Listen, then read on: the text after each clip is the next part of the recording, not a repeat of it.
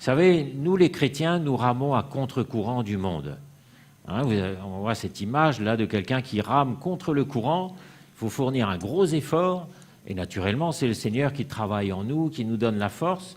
Mais quand vous allez à contre-courant, si vous cessez de ramer, qu'est-ce qui va se passer, vous croyez? Vous allez juste vous arrêter et faire du surplace? Non, vous allez repartir à toute vitesse en arrière, parce que le courant est très très fort. Et dans l'esprit, c'est pareil. Si on cesse de mobiliser nos forces spirituelles constamment, ben on va vite rétrograder. C'est pour ça que celui qui n'avance pas dans le royaume de Dieu, il est déjà en train de reculer. Et on ne peut pas se permettre de reculer, parce qu'il y a un défi devant nous, il y a de l'opposition, il y a notre chair qui est fatiguée, il y a toutes sortes de choses. Et c'est pour ça que ce que j'ai dans mon cœur ce matin, c'est de nous encourager à aller de progrès en progrès. La vie d'un chrétien doit aller de progrès en progrès. On ne peut pas accepter de rester comme nous sommes et de croire que ça va rouler, que ça va aller. Mais pourquoi y a-t-il tout cet investissement de l'esprit? Pourquoi y a-t-il ces ministères qui viennent? Regardez un peu en ce moment, alors que par le passé, on pourrait se dire, ben, c'est bon, on a reçu un investissement énorme, on peut aller avec ça, mais le Seigneur remet encore, et il investit encore. Et par moments, moi j'ai l'impression d'être encore à la case départ, d'avoir tout à apprendre, de découvrir tout. Mais le Seigneur a placé devant nous des gens, des personnes, des ministères qui découvrent encore un peu plus le cœur de Dieu, les ressources infinies du cœur de Dieu pour nous les apporter. Ils meurent à eux-mêmes pour nous apporter la vie. Ils sont en train de défricher devant pour que nous ayons cette vie. Et vous serez d'accord avec moi certainement que nous découvrons des choses nouvelles du cœur de Dieu en ce moment. Moi-même, en ce moment, je peux vous dire, devant ce que les ministères devant nous transportent, je suis émerveillé. Je dis, Seigneur, on a l'impression de s'approcher un peu plus de ton cœur, de te connaître encore, alors que pourtant on avait déjà appris à te connaître. Vous savez, c'est un peu le geste de Jean pendant la Sainte Seine, qui posait sa tête sur la poitrine de Jésus, dans un signe de rapprochement, et c'est ça. Et nous aussi, on dirait que le Seigneur nous dit, mais approche-toi encore un peu de moi, et tu vas voir ce que j'ai pour toi. Vous savez, mes frères et sœurs, si on s'approche, le Seigneur va nous communiquer les trésors de son cœur, des trésors qui ont été cachés pendant les siècles, et qui sont révélés maintenant à travers ces ministères. Et c'est pour ça que c'est précieux et qu'il faut considérer ça. Nous avons ces visites en ce moment et soyons là avec un cœur ouvert, un cœur qui a soif, un cœur en bon état. Moi, quand je vois les frères qui sont là, je n'ai qu'une envie, c'est de m'approcher, de boire, de recevoir. Je suis émerveillé de voir ce qu'ils transportent. Et nous voyons aussi la richesse de cette équipe apostolique qui est devant nous. Qu'est-ce que nous serions sans cette équipe apostolique? Le Seigneur ne dépose pas les trésors de sa révélation n'importe où. Il ne va pas déposer ses trésors, la connaissance des mystères de Christ dans le cœur de n'importe qui juste veut servir le Seigneur. Mais il a prévu des canaux pour ça. Il a prévu les apôtres, les prophètes, les docteurs, les évangélistes, les pasteurs, les 5 ministères. Et c'est comme cela que nous sommes édifiés sur le fondement des apôtres et des prophètes. C'est ça notre fondement. Et quand nous voyons ce fondement qui est présent dans l'Église, on peut travailler, on peut avancer et on peut progresser. Donc, quand ils sont là, c'est une occasion pour nous de progresser. Et ne vous étonnez pas si justement maintenant, vous atteignez vos limites et que vous avez l'impression de ne pas pouvoir aller plus loin. Et vous savez, quand on se met en marche avec le Seigneur, ce ne sont pas les bénédictions qui se présentent d'abord. Vous avez remarqué ? Je pense souvent à Abraham. Abraham était confiant en l'Éternel, il avait un respect pour son Seigneur, il était prêt à lui obéir, et il a obéi, il a tout laissé et il s'est mis en marche. Alors beaucoup d'entre nous, on a fait ce geste un jour, dire Seigneur, là je fais un sacrifice, je pars à l'île Maurice, je ne sais pas où, on lâche tout, on y va. Et quelque part dans notre cœur, on s'attend comme à une reconnaissance du Seigneur, on s'attend à être béni.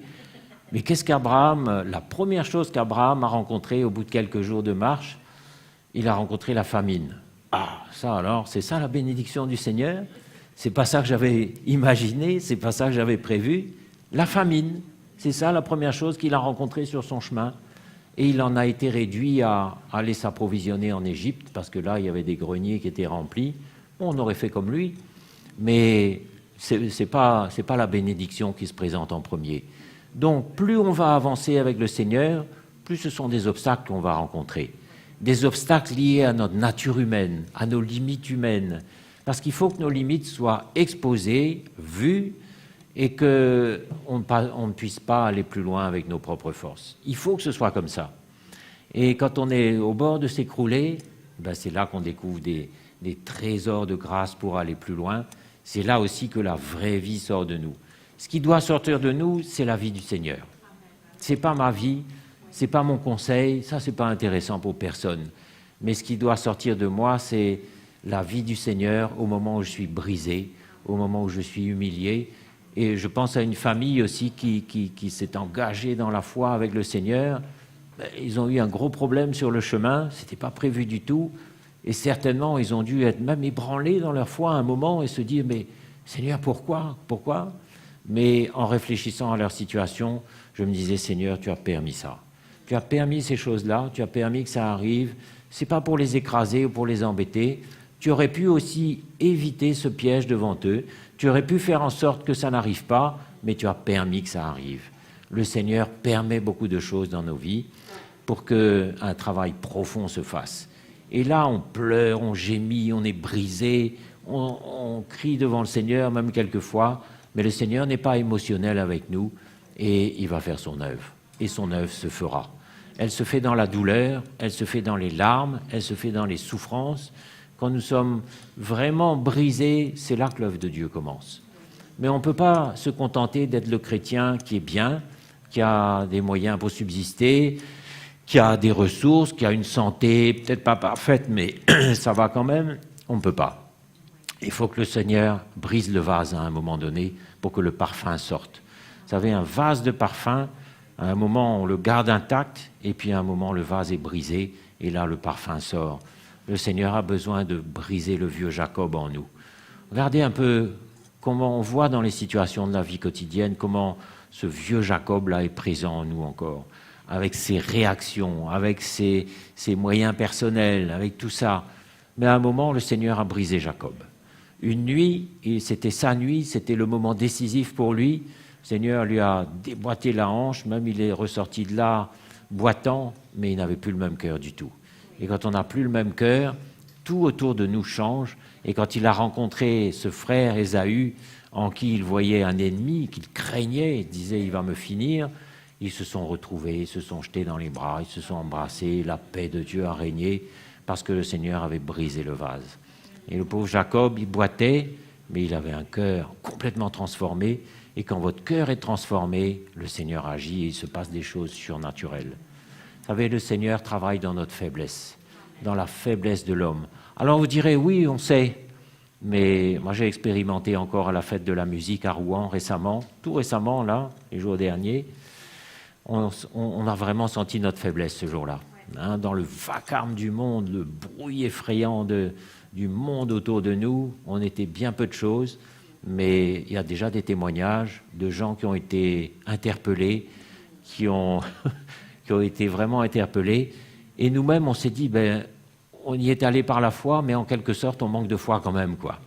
Parce qu'on y est allé courageusement, mais on ne se doutait pas à quel point, dans ce moment où on était peu de choses, le Seigneur était en train d'interpeller des cœurs, en train de toucher des gens. Et moi, j'ai vu des regards qui étaient attentifs, qui buvaient.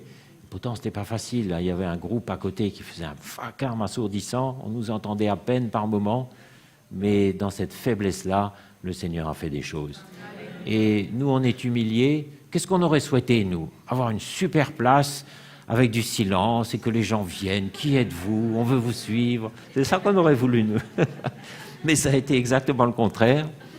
Il y avait un vacarme terrible et il y avait aussi toutes les choses du monde, la boisson, tout ça. Mais il y a des gens qui ont été touchés et il y a quelque chose qui a été transmis. Et c'est ça qu'on veut. À travers des brisements, à travers une situation où vraiment on ne se sentait pas à la hauteur du tout, mais le Seigneur nous utilise comme ça. Donc, sachons reconnaître le moment où on est brisé, où on n'a plus de force, et dire Seigneur, c'est là que tu vas agir, c'est là que tu vas faire quelque chose. Et dans notre chemin, il y a des moments aussi où on a un prix à payer, où le Seigneur nous demande de tout quitter, de tout lâcher, de peut-être couper une relation, ça fait mal, de peut-être lâcher le confort où nous sommes. Le confort, ça peut être un super job, le confort, ça peut être notre maison où on est si bien, partir 3 mois pour l'école biblique, ça peut être beaucoup de choses, et il n'y a aucune loi. Personne ne vous dit, il faut que tu ailles à l'île Maurice, personne ne dit ça, mais dans votre relation avec le Seigneur, à un moment, vous ressentirez que là, il faut que je fasse quelque chose. La relation avec le Saint-Esprit, relation personnelle avec l'Esprit du Seigneur qui vous parle, qui vous montre, et on ressent qu'à un moment, on ne peut pas aller plus loin. On dit, si je continue comme ça, je vais repartir en arrière, je vais rétrograder, je vais devenir religieux, tiède, dur, indifférent. On ressent ça, hein? Et là, on se dit, là, il faut que je fasse un sacrifice. Là, Seigneur, tu m'appelles à sacrifier ma vie un peu plus, à renoncer à moi-même un peu plus, à mourir un peu plus aussi. Et là, on prend une décision. Peut-être on part à Maurice pour l'école biblique, peut-être on lâche le super job, je ne sais pas. Peut-être on coupe la relation avec laquelle on était tellement bien aussi, mais on ressent que c'est pas compatible avec les standards de Dieu. Et on dit, Seigneur, il faut que j'arrête là, il faut que je coupe. Mais on sent ce que le Seigneur nous demande. Et c'est au prix de sacrifices, de brisements, de renoncements, de mort, qu'on va avoir la vie. Et on veut avoir la vie, hein. Moi, je n'ai pas envie. Vraiment, ça me fait horreur, l'état d'un chrétien qui est tiède, là. Ah, vraiment, je n'ai pas envie d'être comme ça. Je suis prêt à souffrir. Je suis prêt. Ce matin, j'ai les jambes qui tremblent tellement je suis fatigué. Mais je suis content d'être là. Et je m'attends au Seigneur. Il va nous aider, il va nous donner de la force. Et il va nous emmener plus loin. Mais que nos progrès soient évidents à l'égard de tous. On va lire, vous savez où, dans 1 Timothée. On va lire un petit peu quand même. 1 Timothée 4. Que tes progrès soient évidents pour tous. Mais on va commencer un petit peu plus en amont, au verset 11. Donc l'apôtre encourage son disciple, un bon disciple, hein, zélé, déclare ces choses, donc toutes les choses que Paul lui avait apprises, et enseigne-les. Que personne ne méprise ta jeunesse, mais sois un modèle pour les fidèles. Donc, si on est jeune dans le Seigneur, mais qu'on a un cœur vivant, il ne faut pas se laisser dévaloriser, il ne faut pas se déconsidérer soi-même, mais, vous savez, un chrétien peut avoir 3 semaines de conversion, s'il est zélé, s'il est bien dans son cœur, il peut déjà témoigner, encourager, apporter la parole de Dieu. Regardez ce que Paul a fait quand il a été terrassé par le Seigneur sur le chemin de Damas. Il n'a pas attendu d'être établi par les frères, d'être enseigné, etc. Tout de suite, il est allé témoigner du Seigneur. J'ai relu ça dans le livre des Actes il n'y a pas longtemps. C'est frappant. Tout de suite, il s'est mis à l'œuvre. Et d'ailleurs, les disciples avaient une peur bleue. Ils se disaient, mais est-ce qu'il est venu pour nous espionner, pour nous tendre un piège? Est-ce qu'on peut se confier en lui? Ils avaient peur, parce qu'ils le connaissaient d'avant. Mais lui est allé sans complexe, avec 3 semaines de conversion, et commençait déjà à prêcher l'Évangile. Que personne ne méprise ta jeunesse. Je dis ça parce que quelquefois, on sous-estime la vie de l'Esprit en nous. Mais n'importe qui peut avoir une parole de l'Esprit ici, une parole d'encouragement, une exhortation, quelque chose qui est de l'Esprit. C'est pour ça qu'il ne faut pas mépriser la jeunesse, mais au contraire, si je suis jeune et que j'aime le Seigneur, mais au contraire, nous, on n'attend que ça, que vous vous exprimiez, que vous bougiez, que vous parliez, et il y a de la place. Donc, que personne ne méprise ta jeunesse, mais sois un modèle pour les fidèles, en parole, en conduite, en amour, en foi, en pureté. Donc, le Seigneur veut faire des modèles ici, il veut faire de nous des modèles. Et c'est super quand il y a un modèle de jeune, un modèle de couple, un modèle de famille, un modèle de toutes sortes de modèles dans l'Église, parce qu'on a envie de suivre et ça entraîne tout le monde. Vous savez, le secret dans l'Église, c'est quand il y a quelqu'un qui se lève et tout le monde suit. Mais quand personne ne se lève, les choses n'avancent pas beaucoup. Mais si je deviens vraiment un modèle, et on peut devenir un modèle, c'est pas une grande histoire, hein, si je suis fidèle avec le Seigneur, j'avance, je suis un jeune zélé, je pars à l'école biblique, je laisse le Seigneur me travailler, mes progrès sont évidents à l'égard de tous. Peut-être il y a encore 3 mois, j'étais un peu légaliste, un peu cassant, mais là maintenant j'ai côtoyé les frères, j'ai été travaillé, le Seigneur a attendri mon cœur. Maintenant il y a de la grâce qui commence à venir. Tes progrès sont évidents à l'égard de tous. On voit le changement. Donc je vais te suivre, j'ai envie de te suivre, parce que tu as fait des progrès. Comment tu as fait ça?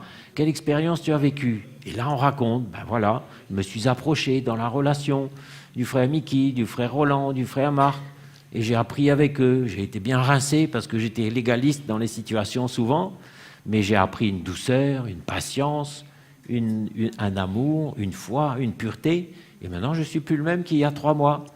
Et on devient un modèle, et les autres peuvent nous suivre. Mais ils nous suivront parce qu'on progresse. Et tout le monde doit ressentir qu'on progresse. Vous savez, si on ne progresse pas, c'est la religion. Si un chrétien qui reste pareil d'année en année, ben c'est la religion, c'est la mort, c'est la tiédeur, et ça doit vraiment nous faire horreur. S'il y a une chose que le Seigneur déteste, c'est un cœur tiède.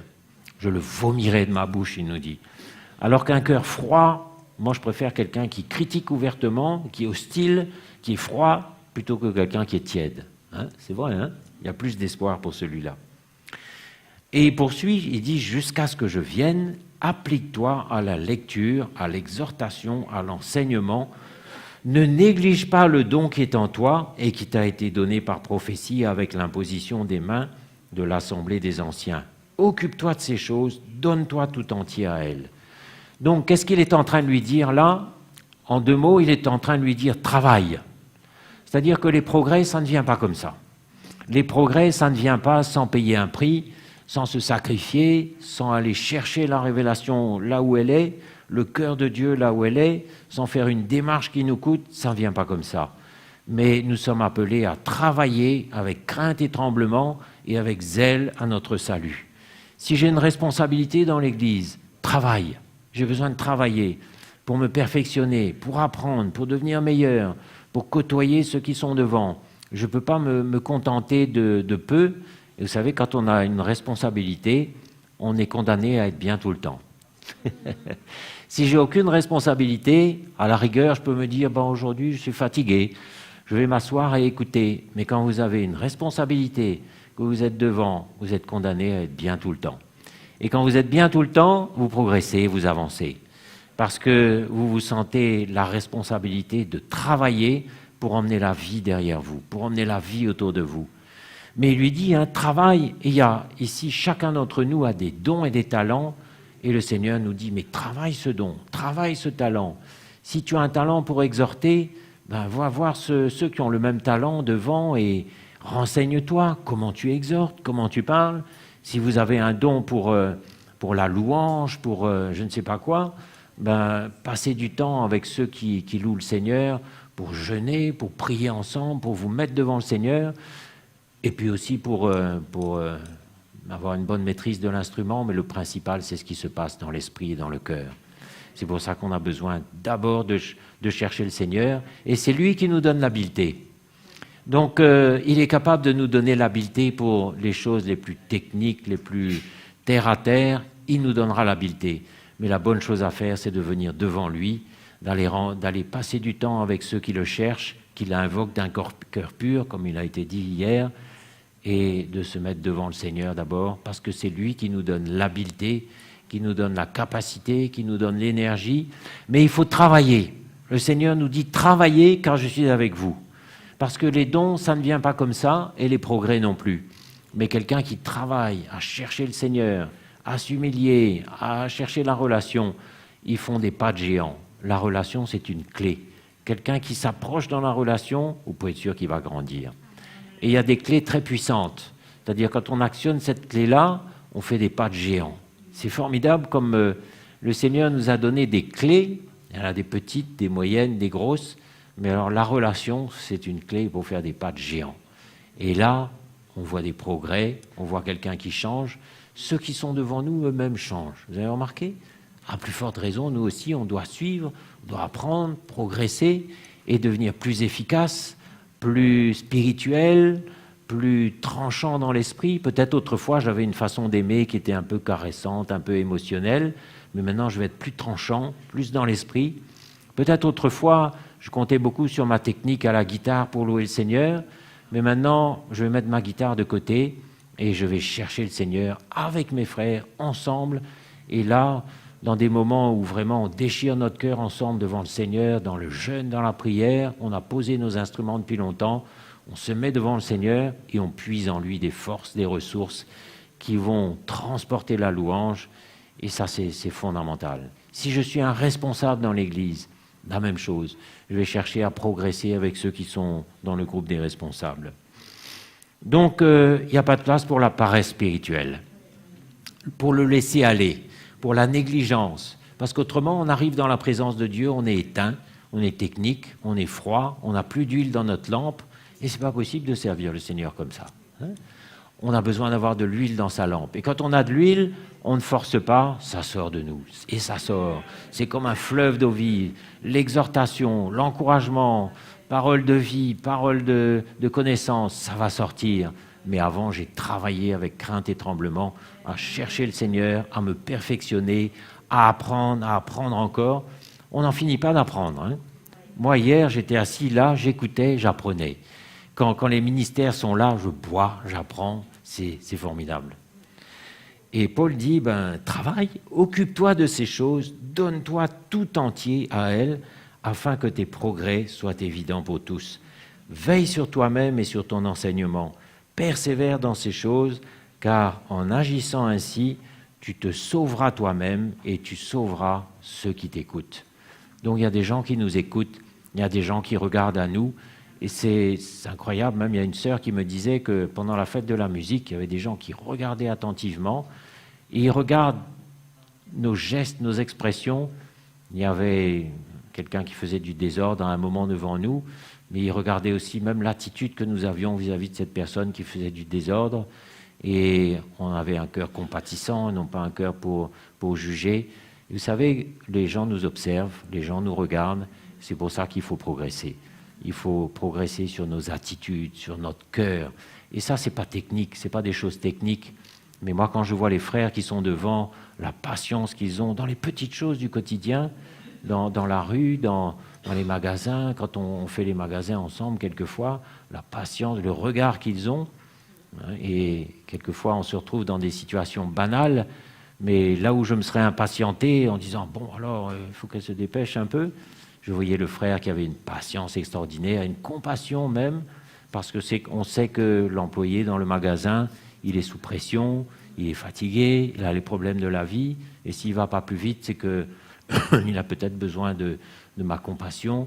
Et le regard change complètement à ce moment-là. On change, on a le regard de Jésus de plus en plus. C'est ça qu'on vise. On n'est plus en train de dire je vais rentrer en retard à la maison, je vais arriver en retard. On ne voit plus notre intérêt, on ne voit plus nous-mêmes, mais on commence à avoir un regard de compassion, un regard où on s'oublie nous-mêmes, et ça change tout. C'est ça notre service pour le Seigneur. Hein?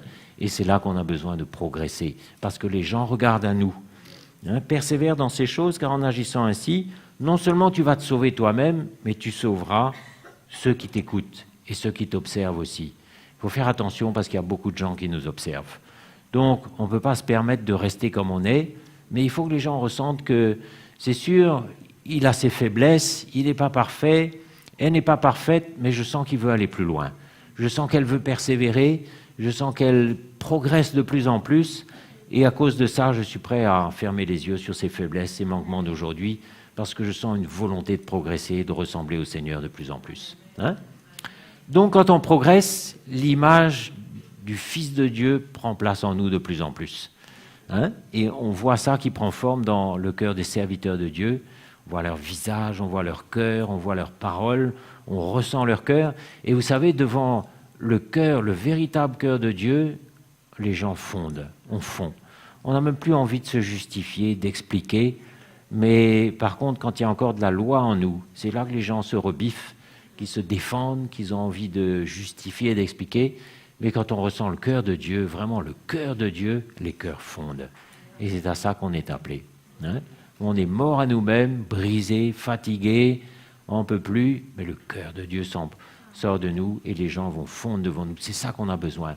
Parce qu'on va être en contact avec beaucoup de gens et le Seigneur veut manifester son cœur envers eux. si c'est un cœur où il y a encore de la loi, de la dureté, de l'indifférence, toutes ces choses, les gens ne vont pas ressentir le cœur de Dieu, mais c'est ça qu'on veut qu'ils ressentent le cœur de Dieu. Donc, occupe-toi de ces choses, donne-toi tout entier à elles. Ah, il faut un engagement. Hein. Il faut un engagement, et principalement quand c'est dur, quand c'est difficile et quand on n'en peut plus. Veille sur toi-même et sur ces choses, car tu te sauveras toi-même et tu sauveras ceux qui t'écoutent. Galates 2, verset 18.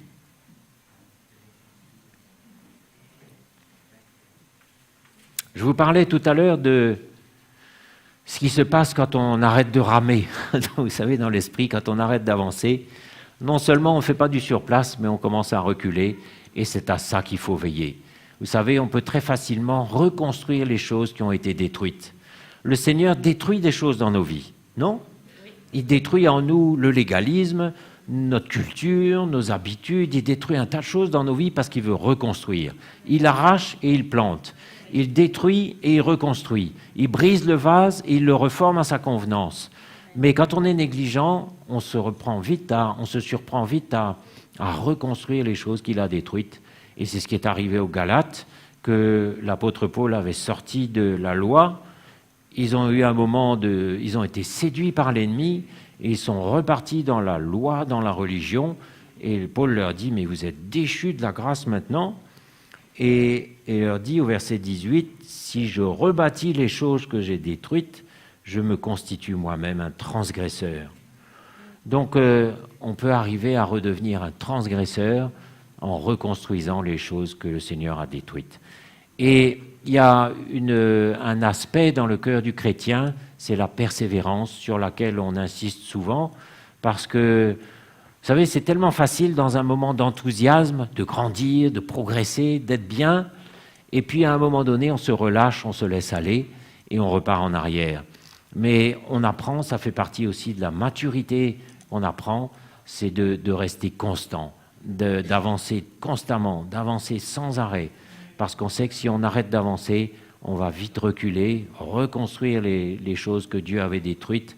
Et à ce moment-là, qu'est-ce qui se passe ? D'abord, on ne s'en rend pas compte, c'est les autres qui vont s'en rendre compte. Donc soyez ouverts à des paroles de vie, une petite parole de correction peut-être, dire « mais attention camarade, tu es en train de te refroidir, de repartir en arrière », on ne s'en rend pas compte, mais les autres s'en rendent compte, parce que notre cœur redevient dur, il redevient indifférent, il redevient égoïste, il redevient insensible, comme on était autrefois, et ça se ressent tout de suite, ça. Hein ? Alors, il faut faire attention à ne pas être ce chrétien qui est comme ça, comme ça, comme ça. La courbe du frère Mickey, ça concernait la prospérité, mais il y a une autre courbe concernant notre cœur, c'est une constance. Hein ? Notre cœur, sa détermination. Paul ne se relâchait jamais, jamais, jamais, jamais il ne dételait. Il n'a jamais dételé. Quand il était dans la prison, il écrivait, il exhortait et il disait « Je suis lié, mais la parole de Dieu n'est pas liée. » Et il savait très bien que même ceux qui prêchaient l'évangile avec de la critique, avec un mauvais esprit, ils disaient « qu'importe, l'évangile est annoncé. » Jamais il ne dételait, jamais il ne baissait les bras. Et nous aussi, il faut qu'on continue à avancer, dans les mauvais jours comme dans les bons. Et finalement, la maturité qui vient à la fin, c'est le produit fini de tous ces moments où on a été en haut, en bas, fini, découragé, encouragé, restauré. C'est le résultat de tout ça. Et quand on a cette maturité-là, on est prêt à traverser n'importe quoi. Plus rien ne va nous arrêter. Donc, n'allons pas repartir en arrière. Et je sais qu'il y a des frères et sœurs qui repartent en arrière. Il y en a, au milieu de nous-mêmes. Ils sont en train de repartir en arrière. Ils ont connu une fraîcheur, une joie, un enthousiasme, un zèle. Rien ne les arrêtait. Et aujourd'hui, où ils sont ? Loin, loin, loin, éteints, refroidis. C'est pour ça que tout à l'heure, on parlait de ça. Vous savez, il y a cette parole où le Seigneur nous dit « Qu'est-ce que tu as fait de ton premier amour ?» Où c'est ton premier amour ? Où il est ? Et quelquefois, il est bien loin. Hein ? Et faisons attention parce que quand on commence à se refroidir, à s'endurcir, ça peut être le début de la dégringolade. Donc, comprenons, je crois qu'il faut comprendre de plus en plus dans l'esprit ce que le Seigneur fait dans les circonstances de la vie. Hein ? Et on va veiller les uns sur les autres, bien sûr. Luc 9, verset 61.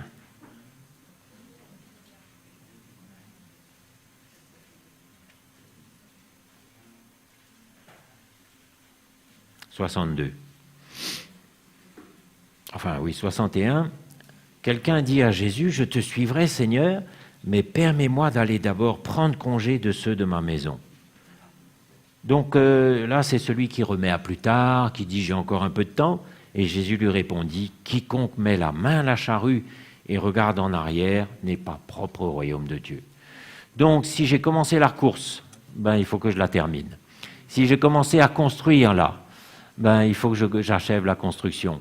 Parce qu'autrement, les gens vont rire et se dire, voilà quelqu'un qui avait commencé quelque chose d'ambitieux, et puis à mi-chemin de la construction, il a baissé les bras, il s'est arrêté, et ils vont se moquer. Quand on a mis la main à la charrue, on continue. Et il y a des moments où on a envie de regarder en arrière. C'est vrai, hein ? Et je vous parlais des tests et des épreuves. Il y a des tests, vous savez.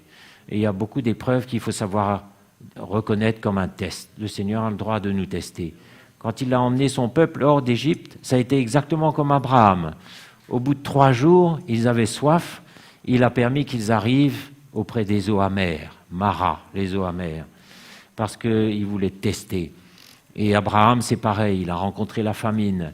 Et c'est cette famille à laquelle je pense aussi, ils ont eu une épreuve inattendue alors qu'ils étaient en train de s'engager de tout leur cœur dans une démarche de foi.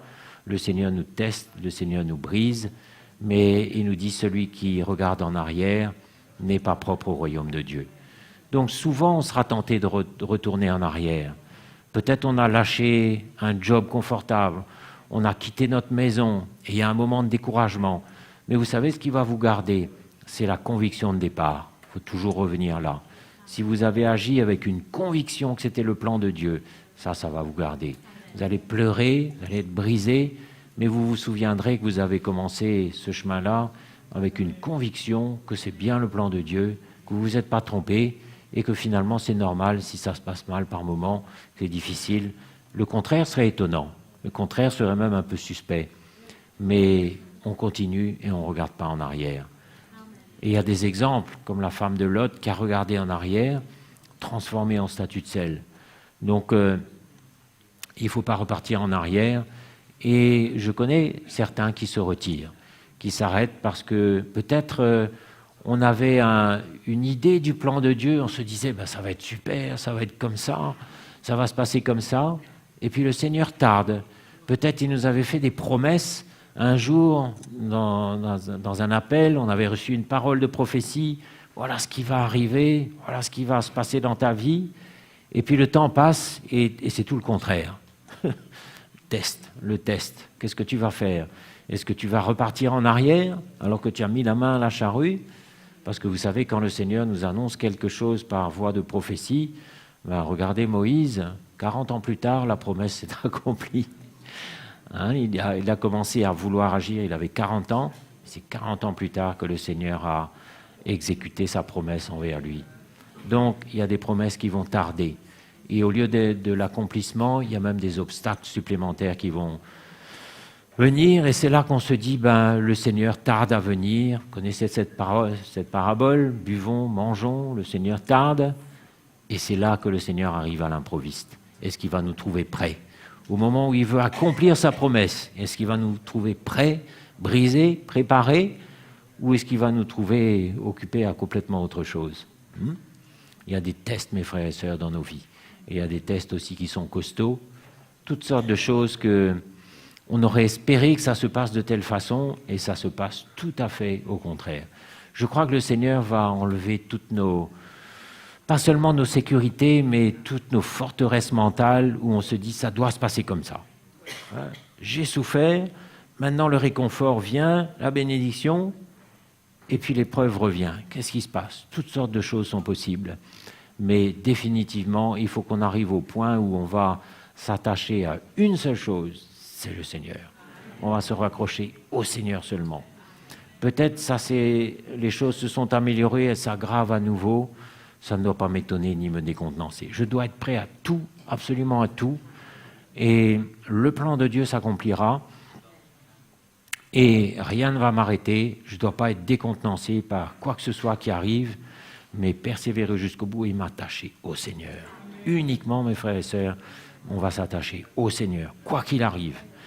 il arrivera des bonnes choses, je suis béni. Mais attention à la bénédiction. Moi, je vous mets en garde de la bénédiction.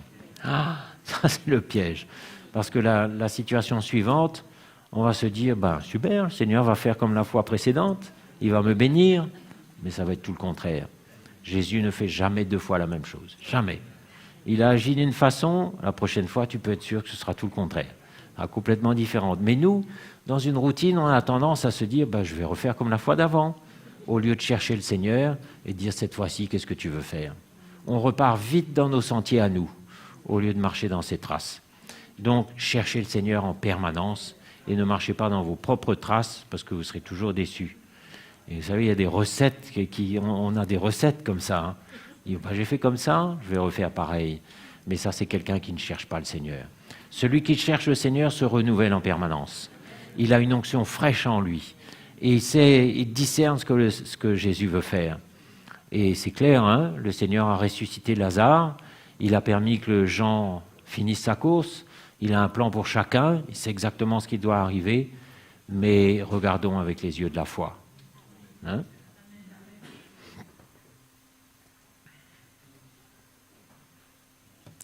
Donc, celui qui met la main à la charrue et regarde en arrière n'est pas propre au royaume de Dieu. On ne recule pas, d'accord?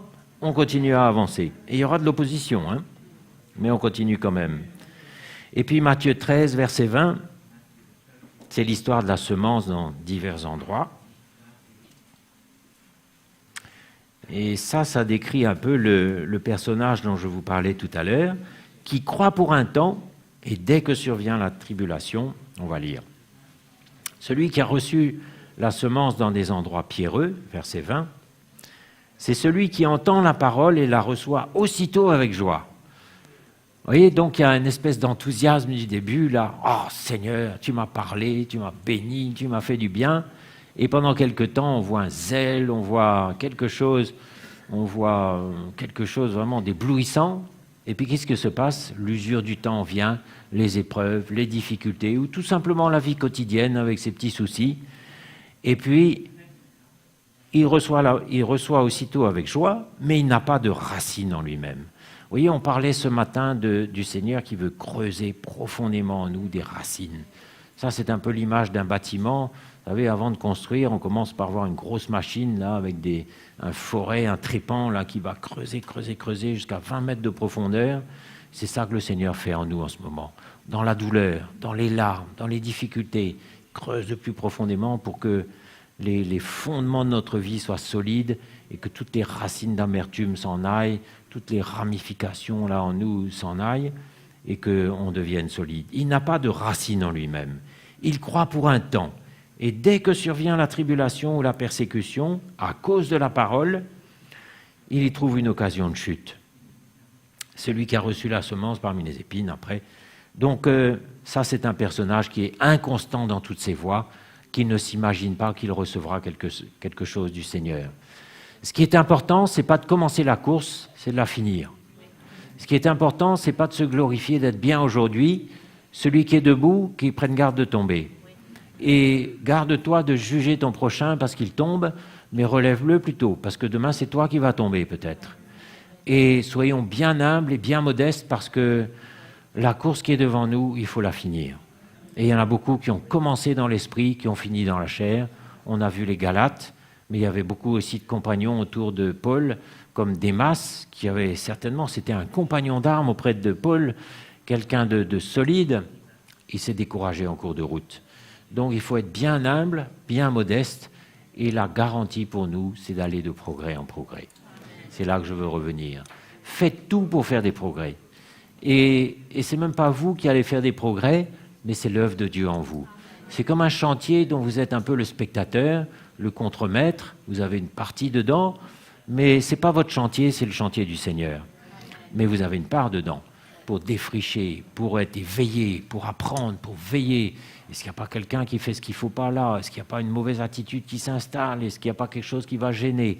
Je suis responsable de mon chantier, mais il y a un maître d'œuvre qui agit, qui travaille, qui me change, et il faut ressentir que le Seigneur a saisi ma vie. Ça, c'est fondamental. Est-ce que je ressens ce matin que le Seigneur a saisi ma vie véritablement et que je suis dans sa main, qu'il est en train de pouvoir m'emmener, qu'il a la liberté de me travailler, de me briser, de me reprendre, de me contredire, de me bénir aussi. Est-ce que je ressens qu'il a vraiment saisi ma vie? Ou est-ce qu'il y a encore tout un pan de ma vie qui est dans les ténèbres, qui en fait est dans ma vie, parce que je n'ai pas envie de lâcher ça, c'est mon jardin secret, c'est ce que j'aime tellement. C'est mes racines culturelles, c'est toute cette façon bien française de raisonner, cette culture, toute cette chose qui fait obstacle au plan de Dieu, qui fait obstacle à tout ce que le Seigneur veut emmener. Vous savez, cette façon si française d'être, on ne s'en rend pas compte, mais on en est fiers. C'est notre jardin secret, personne ne peut toucher à ça, mais c'est de la boue pour le Seigneur. Non seulement ça n'a aucune valeur, mais c'est avec ça qu'on se met en avant, qu'on arrive à se mettre en avant avec ça, à vouloir accomplir beaucoup de choses avec ça, même peut-être encourager des frères, des sœurs, alors que ça n'a aucune valeur, c'est du déchet pour le Seigneur, ça doit mourir, et ça aussi, ça coûte. De reconnaître, Seigneur, tout ce que je croyais qui avait de la valeur pour moi, cette culture bien française, cette façon tellement française de faire les choses, avec la philosophie, avec la culture et toutes ces choses-là, mais quel est ton plan? Quelle est ta volonté? Quelle est la pensée de l'Esprit? Comment tu veux faire les choses? De quelle façon? Et de venir dans la lumière et dire, Seigneur, je dépose tout ça. Pour Paul, c'est le meilleur exemple, il avait tout lieu de se glorifier. De sa culture de pharisien, de tout ce qu'il avait appris. Il était brillant, il avait fait des études formidables, il était brillant, craint, respecté. Mais après, il dit, oh là là, c'est de la boue, tout ça, c'est du déchet. Non seulement ça ne va pas aider à construire, mais ça va faire obstacle à la construction du Seigneur. Et si ça reste dans ma vie, si ça ne vient pas à la lumière pour être exposé et pour mourir, ça va être un obstacle dans le chantier du Seigneur. Ça va devenir un obstacle. Alors que si je fais mourir tout ça, le Seigneur va me donner sa sagesse, sa manière de voir les choses. Il va me renouveler, il va me rafraîchir. Même mon langage va changer. Ma façon d'exhorter, d'encourager va changer. On a besoin d'acheter auprès du Seigneur de l'or pur et un collier pour oindre nos yeux, afin qu'on ne soit plus aveugle, mais que l'on voit. Vous savez, il faut ressentir que le Seigneur a saisi ma vie et qu'il peut enlever ce qu'il veut, qu'il peut déraciner, qu'il peut planter, et que tout est à la lumière. Parce que Jésus veut intervenir dans tous les domaines de ma vie. Tout, absolument tout. Et il n'y a pas un domaine que je vais pouvoir... Si, je pourrais, parce que je suis libre, mais ça va m'entraîner dans la chute. Ça va m'entraîner dans la tiédeur. Dans la religion, ça va me déconnecter, parce que ceux qui sont dans l'unité de l'esprit sont ceux qui marchent sur le chemin de la croix. Et si je garde des choses volontairement dans ma vie, ça m'emmène sur un chemin de traverse, et je vais être étonné de voir, mais pourquoi ça ne colle pas? Pourquoi on n'arrive pas à s'unir pour travailler ensemble comme il faut? Je ne comprends pas. C'est tout simplement que tu as gardé des choses dans ta vie, que le Seigneur voulait enlever, ça résiste, il n'arrive pas à enlever ça, ça reste, ça devient comme du parasitage, comme quelque chose qui gêne, et au moment de venir dans la relation, ça ne colle pas, parce que tu n'es pas sur le même chemin. Reviens sur le chemin de la croix, laisse le Seigneur exposer tout ça, que ça meure, que ça disparaisse, et là tu vas voir, ça va coller. Quand on est deux sur le chemin de la croix, vraiment en train de renoncer à nous-mêmes, de mourir, de laisser le Seigneur déraciner tout ce qu'il faut en moi, tout de suite ça colle, avec des tempéraments complètement différents. Moi j'ai une culture française, lui il a zéro culture, une culture hindoue, africaine, je ne sais pas, tout de suite ça colle, aucun problème, parce que ma culture, pour moi, je n'en fais aucun cas depuis bien longtemps. On peut s'unir, on peut travailler ensemble, on peut prier ensemble, on peut faire tout ensemble pour le Seigneur. On est dans l'unité de l'esprit parce qu'on est sur le même chemin. On regarde les choses de l'homme comme de la boue, mais ce qu'on cherche, c'est à acquérir la sagesse du Seigneur, le conseil de l'esprit, la vie de l'esprit, la révélation, tout ce qui vient de lui, et là on peut se réjouir ensemble. C'est formidable, mes frères et sœurs, la joie que ça procure de ressentir qu'on n'a aucun problème de travailler avec quelqu'un qui est complètement différent de nous. Complètement. Ça, c'est vraiment la plus grande joie, et c'est ce qui est dans le cœur de Dieu. Il nous a appelés, nous tous, complètement opposés, différents, de culture, d'origine, d'âge, et d'arriver à s'unir avec ça, c'est la victoire de l'Évangile. La victoire de l'Évangile qui vient te confronter, qui vient te montrer ton état, qui vient te pousser à la repentance, qui ne te laissera pas tranquille. L'Évangile ne te laissera pas tranquille. Mais ne résiste pas parce qu'il respecte aussi ta liberté, et ce serait à ton détriment. Mais moi, j'aspire au jour où nous tous ensemble, nous aurons le cœur de Dieu, et on sera un seul cœur et une seule âme, comme dans le livre des Actes. Et là, c'est puissant, hein. Ah, là, c'est puissant, je peux vous dire. Déjà, je vois le petit groupe qu'on était là, rue des Carmes, à Rouen, mardi, donc je ne sais plus, samedi, enfin bref. À la fête de la musique, je vois la puissance qu'il y avait dans l'esprit déjà. Hein, je peux vous dire, il y a de la puissance dans la croix. Beaucoup de puissance dans la croix de notre Seigneur. Hein. Mais mon encouragement ce matin, faites tout pour aller de progrès en progrès. Et c'est comme ça que vous allez sauver votre âme et sauver ceux qui vous écoutent. Donc, sauver votre âme, ça n'évoque pas la facilité. Hein. C'est pas croire au Seigneur Jésus et tu seras sauvé, cool, relax. Il s'agit de se sauver comme on se sauve d'un incendie. Regardez le monde, mes frères et sœurs, considérez un peu le monde autour de nous. Là, on vit dans un cocon, hein, un univers bien protégé, on est entre nous, on est dans un monde bien protégé, mais quand on va un peu dehors, comme on l'a fait, c'est le choc, quoi. On voit le monde et en même temps, au milieu de ce monde-là, il y a des armes qui sont peut-être dans l'alcool, dans la drogue, dans la déchéance la plus profonde, mais l'Esprit de Dieu va nous rendre sensibles un jour pour nous interpeller, nous dire « celui-là, je veux le sauver », va le voir. Hein. Donc on n'a pas peur non plus, on n'est pas du monde, mais on est dans le monde. Et on n'a pas peur d'être dans le monde, hein, parce que dans notre cœur, on est libre, mais il faut faire attention que l'esprit du monde ne nous contamine pas, mais c'est nous qui allons contaminer les autres. Hein, avec une bonne semence, hein, la semence de la parole de Dieu, et ils auront envie d'être contaminés. C'est une bonne contamination, ça. Hein. Voilà, donc je ne vais pas être plus long ce matin, mais allons de progrès en progrès. Vous êtes d'accord avec ça? Mais il faut travailler pour ça, hein. Ça ne va pas venir comme ça. Travailler, ça veut dire beaucoup de choses. Ça veut dire bosser, mais ça veut dire aussi souffrir, pleurer, se sacrifier, renoncer, couper. Ça veut dire tout ça. Vous êtes prêts?